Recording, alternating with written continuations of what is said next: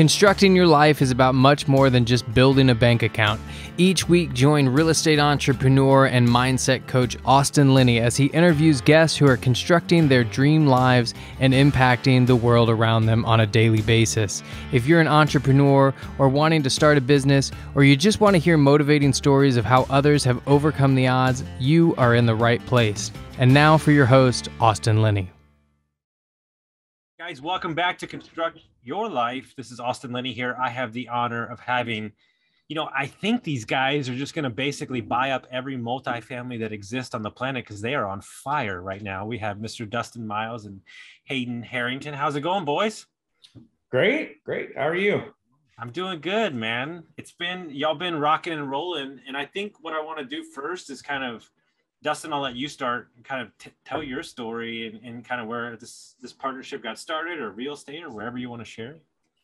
We I guess kind of met over 3 years ago now, almost 3.5 years. And we just kind of honestly met up for lunch and met at this Indian restaurant over in Arlington that I like, and he lived in Dallas, I live in Fort Worth, about an hour apart, so we kind of met in the middle. And he was like, "Hey, let's do a meetup," and I was like, "There's at the time in DFW there were probably no, I'm not exaggerating, there were probably a dozen meetups around multifamily." And I mean, there was literally a meetup, I think it felt like every other day. And I was like, man, I don't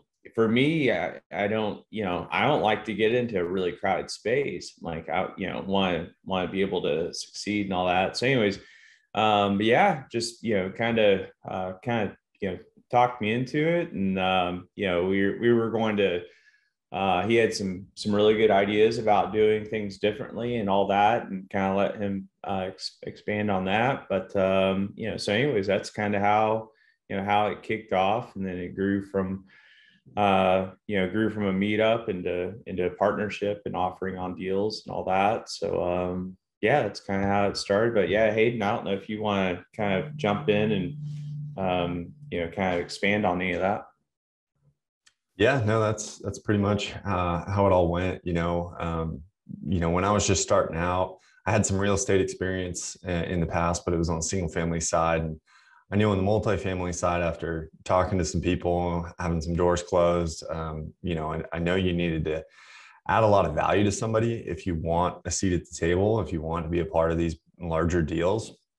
And frankly, I couldn't write a huge check like is required for some of these deals. So I added value in a different way by bringing people together and hopefully building an investor list that then we could go raise money from. So that was kind of the idea behind the networking event, and super grateful for Dustin to take a chance on me.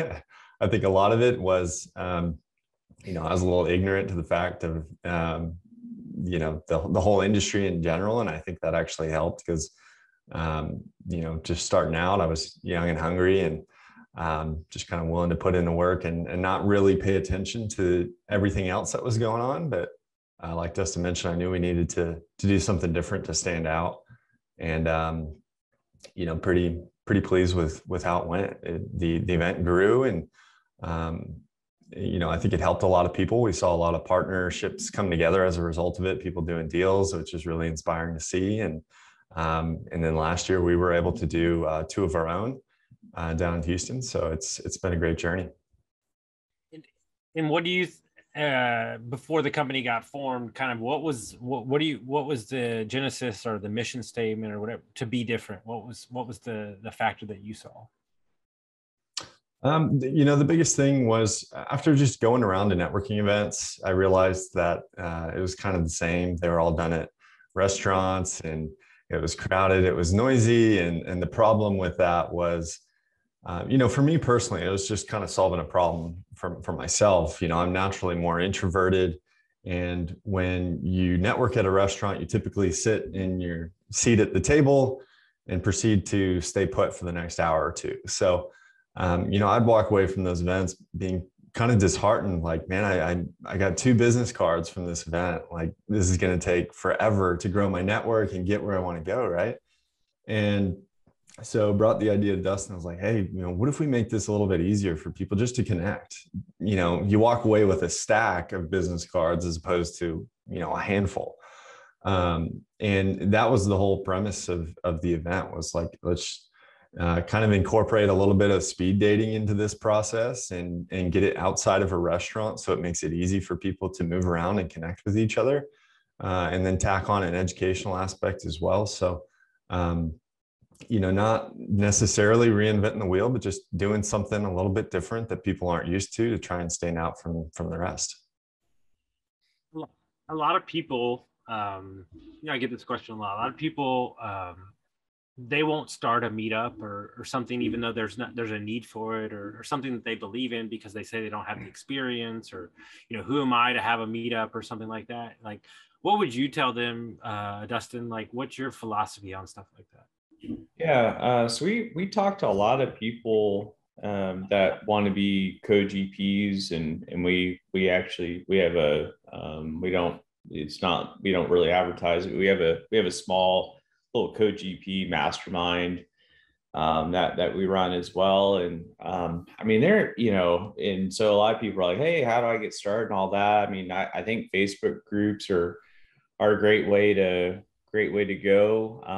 You can start just do a Zoom meetup. I mean, there's plenty of people who've started Zoom meetups from scratch. And so, I mean, if you're working in a W-2 and all that, and you can do a Zoom meetup, maybe at your lunch hour or right after work or something like that. I mean, that's totally, something you could do. And then one kind of just nugget that has worked, I think, really well for us. The real estate's a team sport. You've heard that thrown around a lot. Both Hayden and I played sports growing up. So like when we, kind of got into multifamily, it's like, oh, it's another sport is what it feels like. And so it feels very natural, but we're very collaborative. And, we do a lot of events with different people. We've done, 2 larger events, this year, and they were with other people. And it was a win-win all around. It benefits everyone, gives everyone, really good exposure. And so I guess I wouldn't, there's a book by Dan Sullivan of he has a program called Strategic Coach that I'm a part of, and it's called Who Not How.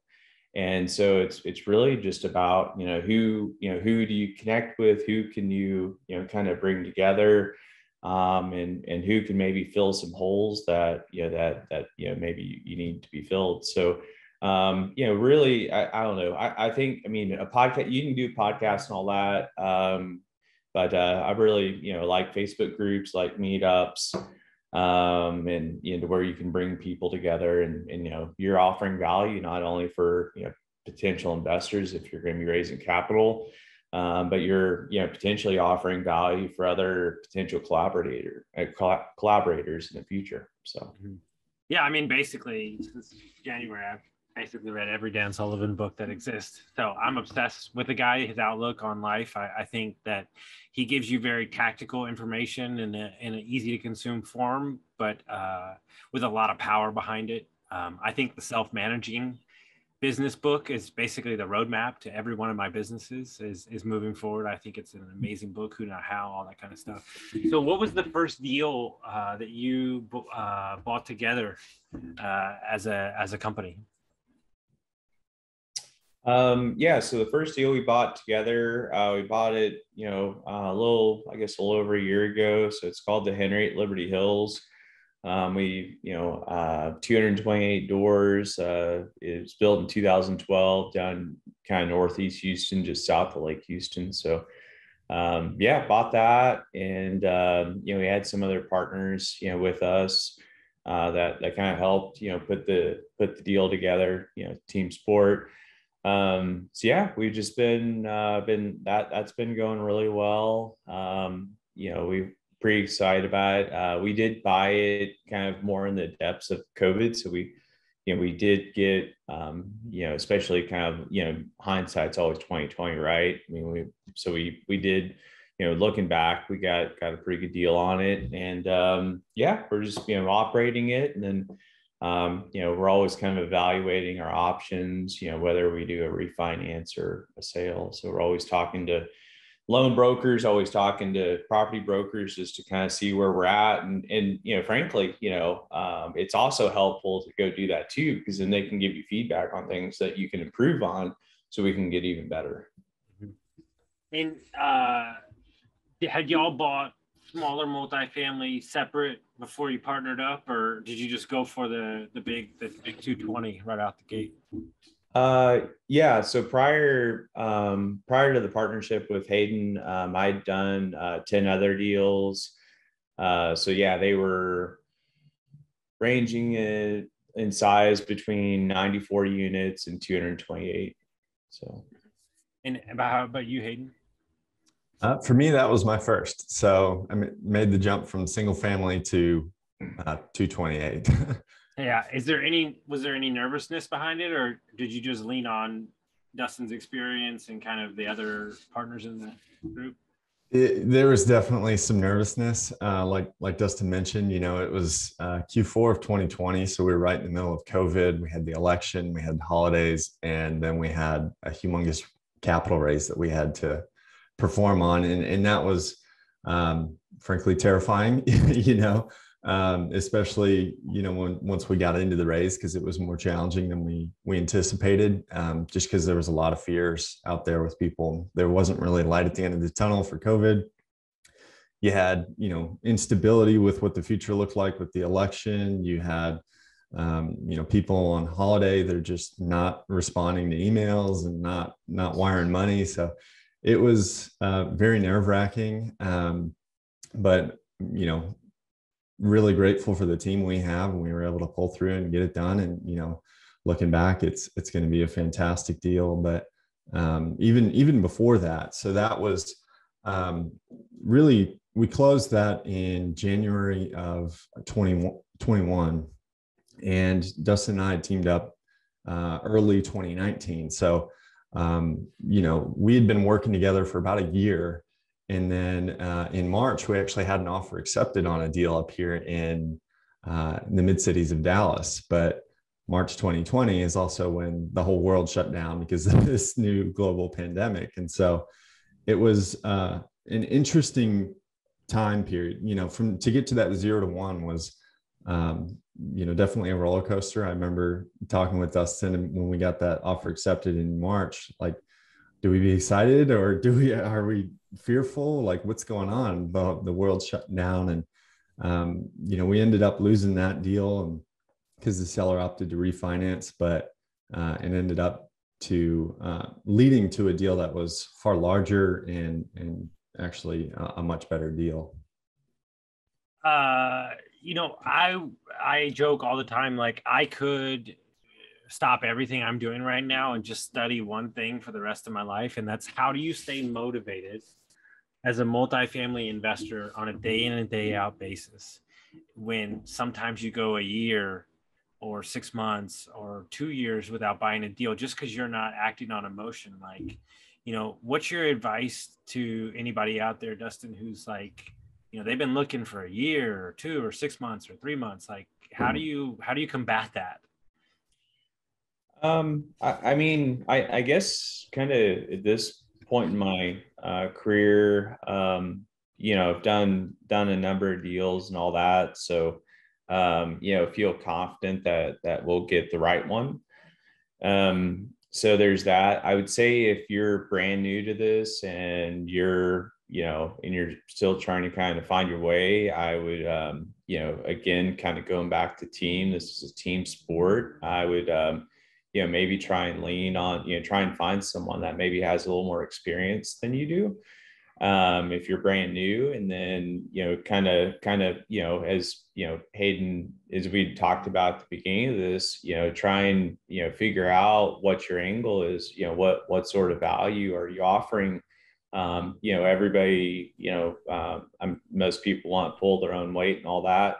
So just, figure out, what your angle is and what you can, bring to the table. But I would definitely try and, lean on some other people. It can be, frustrating. I mean, we were, frankly, we were told we had a deal last week, and then a few hours later, we were told we didn't have the deal, and we're like, what? So now, we've never had that before.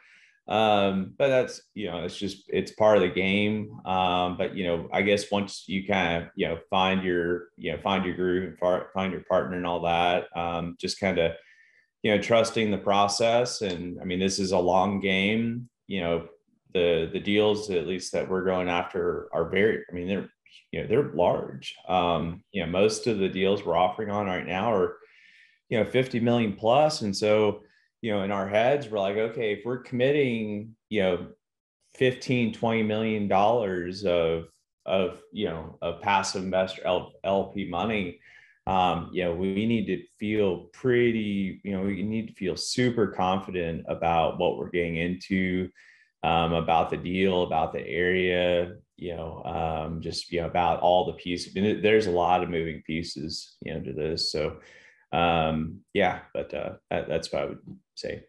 Hayden, is there a tactical reason why you're going after deals that big that you've seen, or is there a reason behind that?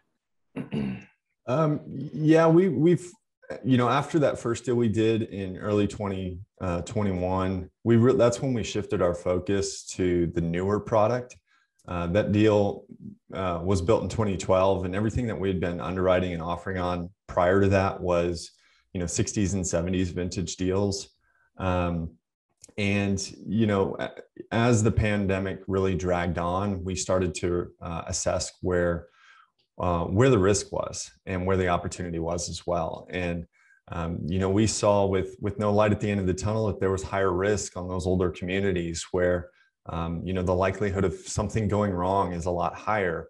And then if you can't evict tenants because there is a eviction moratorium going on, that's a problem. You could have people not paying. And so, that's when we really shifted on improving the quality of asset and the quality of the tenant base that we were looking at. And as a result of that, that shift, it's really, those products are, B and A type properties, 1990s, early 2000s. The bulk of those properties are frankly larger.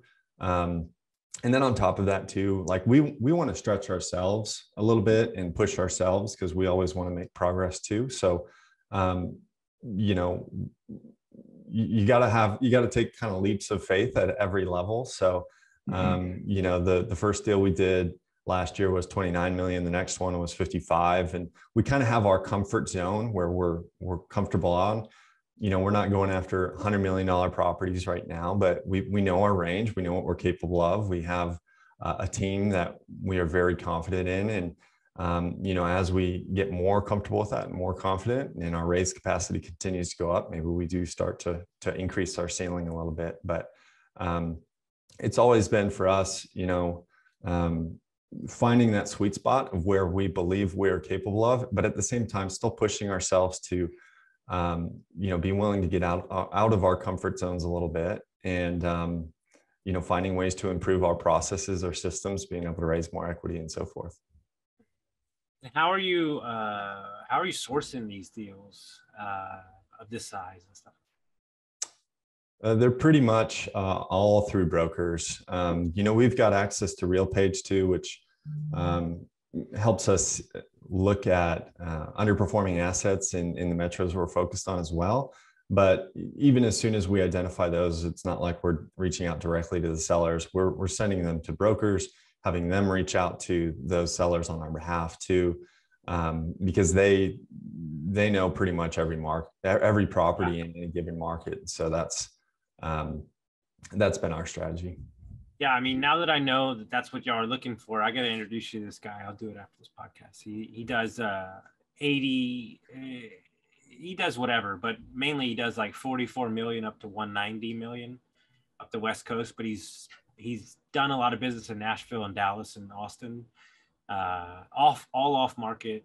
an amazing guy, knows what he does. His first deal ever was 60 mil as a broker. He's a really good dude, just straight shooter. Doesn't wear a suit. And so it's his favorite thing to like tear up the Marcus and Millichap guys because he doesn't roll like a suit, but I just love, this is such an important conversation that you're saying right now. We like to push ourselves because I really believe that, and I say this because it's happened with a client today. He's a young kid who wanted to get a multifamily, and for like 7 months, he's been trying to put a deal together for a multifamily investor in his area. A couple fell through.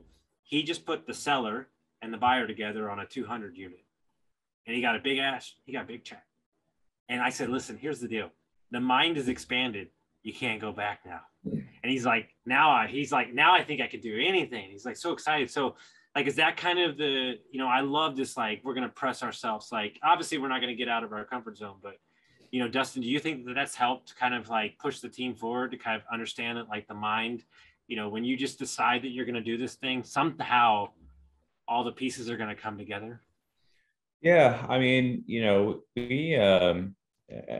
I guess kind of go back to our first deal. I mean, frankly, a lot of people, I guess, wouldn't necessarily admit this, but, it was really hard. The raise was incredibly difficult. There were some things going kind of against us that, we started raising. We were trying to do it earlier, but we started raising right before Thanksgiving. That's a terrible time to raise money. Hey, John, can you put down your turkey leg? We got an investment deal. I mean, like, there's, just people are not. And then right after that, there's Christmas. And so, it was weird. So, I mean, frankly, we struggled to raise the funds. And so after we did close, we worked hard. It was basically, hey, we won the game, but man, we kind of got our butts kicked. And so we worked really, really, really hard after that. Okay, we're not doing that again. Like, we're going to make sure we have, our foundation, our structure is really sound. So, we struggled on that first larger deal. And then it was almost, almost kind of night and day. The last deal we did, we raised, so the first deal struggled to raise 10 million. And then this deal, we raised 15 million in 24 hours. So it was, just a night and day difference. There, obviously the environment was very different. And so that helped a lot too, but we, kind of put a lot of things in place that helped us to succeed. So I can't remember your exact question. No, you're fine. That was amazing. That was perfect. Okay. But like, just from obviously not everybody in the real estate space is raising 15 and 10 million. But just from an individual, I meet people all the time that they can't mentally get over the fact that, like, I'm stuck, it's going to be another 2 years because I got to raise up 20%. I'm like, you don't need any money to buy real estate. Like, and they're like, stop saying things. And I'm like, no, I'm serious. So like, how do you even, like, maybe they're not raising 15 million, but how do you even in the beginning, everybody's heard go to networking events and all that stuff, but what I suggest to people is, like, there's obviously something that you do, and there's people that in your space that probably want to invest in real estate that don't have time. But, Hayden, what would you suggest that, how does somebody go about, like, creating a network of people that do want to, invest with you and stuff like that? Yeah, I think, you just got to put yourself out there to begin with. Try to be a sponge, go to every networking event you can, connect with everybody you can, take people out to lunch, whatever you can do to get connected is going to pay dividends down the road. And, I'm really big on just rewinding a bit and saying, why am I doing this? Because that why is what's going to really drive you to take those actions.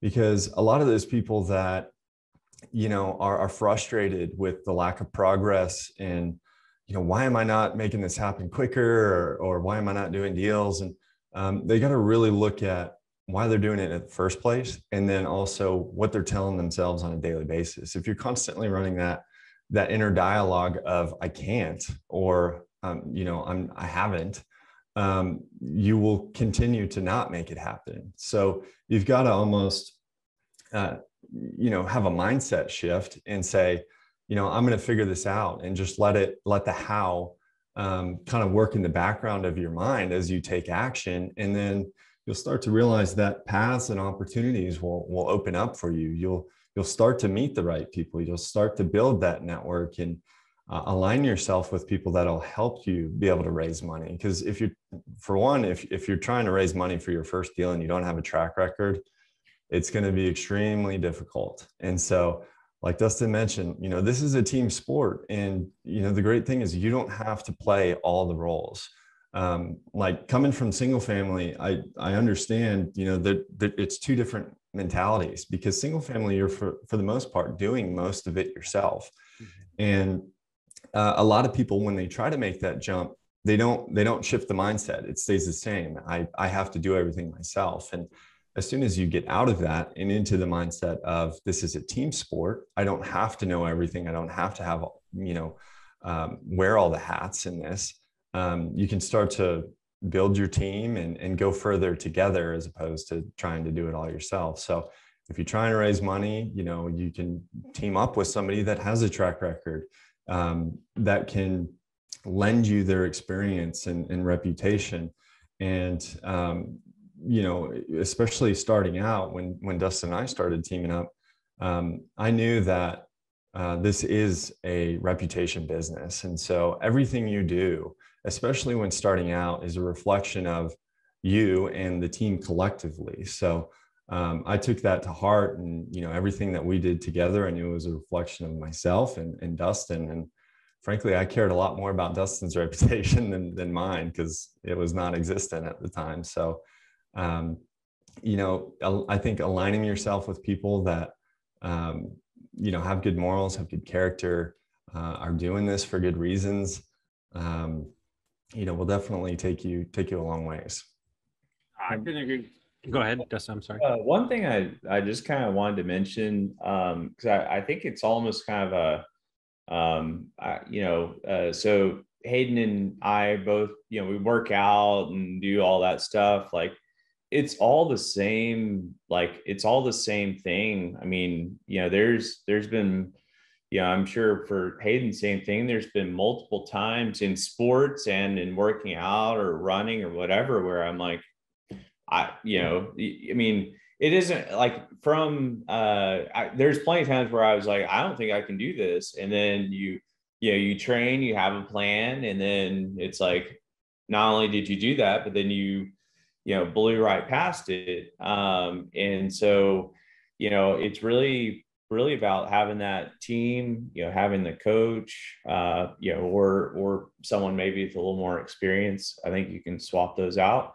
But it's really just about, it's that mindset. And I mean, I had imposter syndrome from my first rental house 14 years ago up through this last deal. I mean, even though we did struggle and all that, the prior one, the $10 million raise, but it's, oh my gosh, it's 15. It's quite a bit more, and can we do this? And then we turned around and we had it raised in 24 hours. So it just, anyways, a lot of it's mindset, and I don't know. I think having a bit of imposter syndrome, too much is not good, because then you won't take any action. But having some of that, I think, helps actually kind of keep you on the edge and keeps you hungry. I have a really good friend who's very successful, who's been a mentor to me. And he said a line on one of our podcasts. He said, there's just enough nervousness in my business to be extremely successful. And he said, I'm just nervous enough watching, iterating, here's the problem that I find with most people. they're scared to write something down or a plan or a goal because they don't want to, they're worried that they're putting themselves in a box, but understand that like you need something to kind of get started on and like go forward. Like perfect example, the guy that I mentioned, I wanted to put, that put the young kid that put the deal together. His goal this year was to do 12 million in transactions of real estate. He did it in 10 weeks into the year.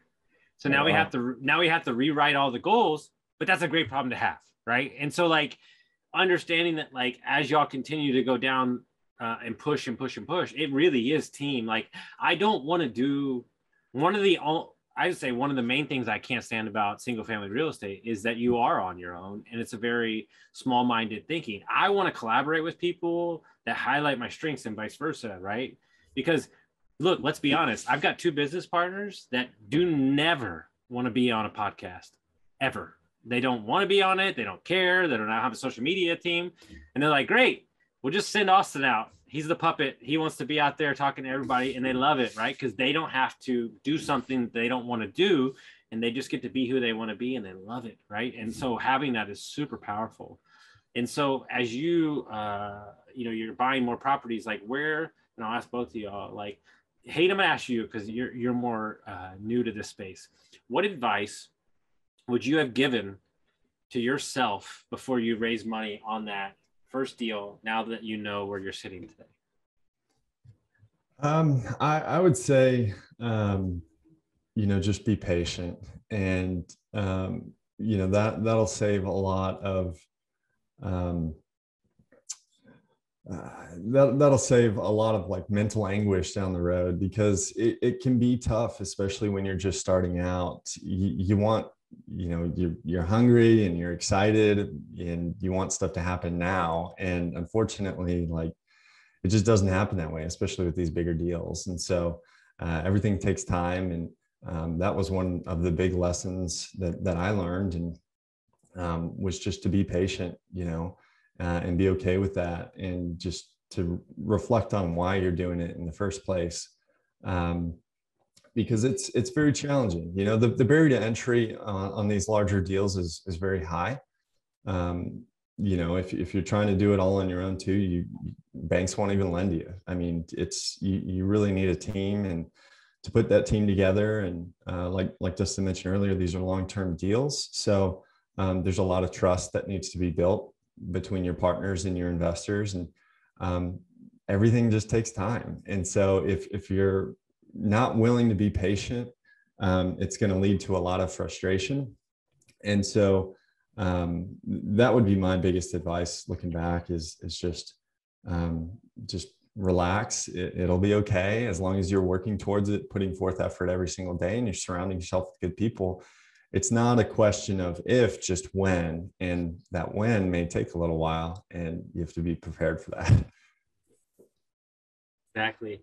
And so as y'all push forward into this year and you continue, Dustin, where do you see the company going, and kind of, what's the North Star for y'all, basically? I mean, I guess the North Star would be, we're wanting to do good deals with good people. So we're patient. Obviously we want to grow and we want to build a portfolio and all that, but we want to, get into the right deals. We'd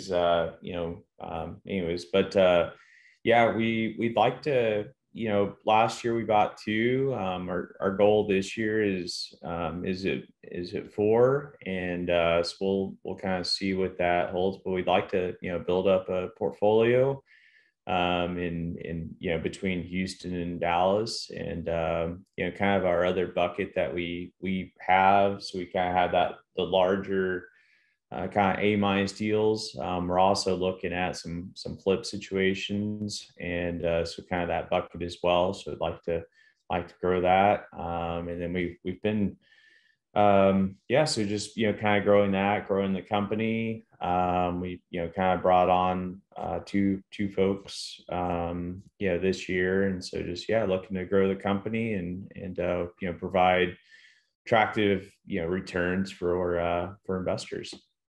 I have a sneaking suspicion that in that business plan, somewhere is some short-term rentals around the country, because I know my man Hayden likes to travel into the woods, right? Yeah, we both like to hike, actually. Yeah, I know y'all both like to hike, and I love that, because you were up in Tahoe recently when I was up there on the other side of the lake, and Dustin's always in the woods or on a mountain somewhere. So, I know that's in my business plan for my companies, kind of have that kind of space. We just offered on another property yesterday in the Smokies. It's our second one. We're already under contract on one. And, there's something about, I don't know, man, there's something about like being out there and enjoying it. And there's a reason it's so popular, because it's so nice, Yeah, for sure. Yeah. Yeah. That's awesome. So if people want to go to your meetups, they want to find out what you're doing, they want to track you down, like how would they do that? Our website's Momentum Multifamily. We're both on LinkedIn and Instagram and all that. So I think it's just Dustin.Miles on Instagram, and then LinkedIn. I think my middle initials there, W. So Dustin W Miles, and email is just Dustin@momentummultifamily.com.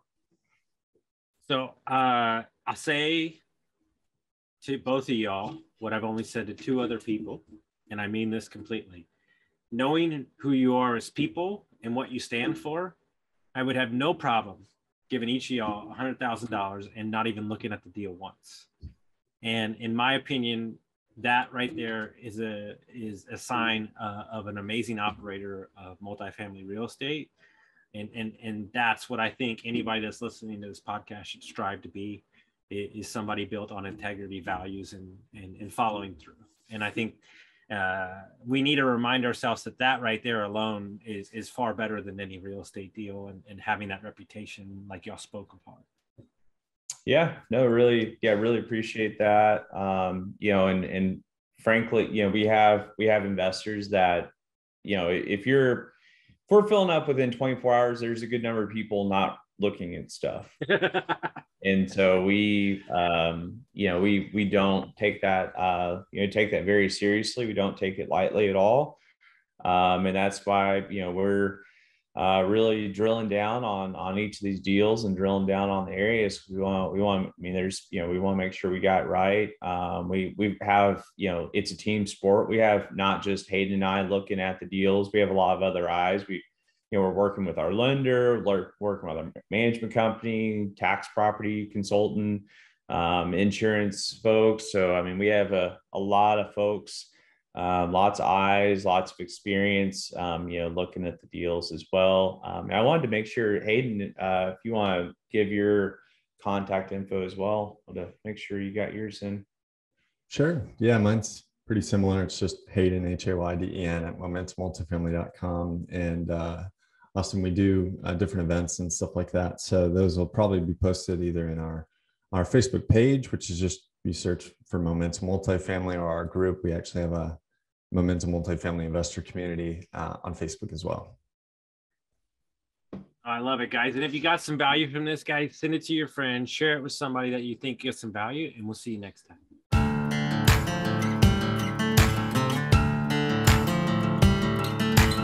Thank you for listening to Construct Your Life with Austin Linney. If you enjoyed this episode, be sure to rate, review, subscribe, and pay it forward by sharing with a friend.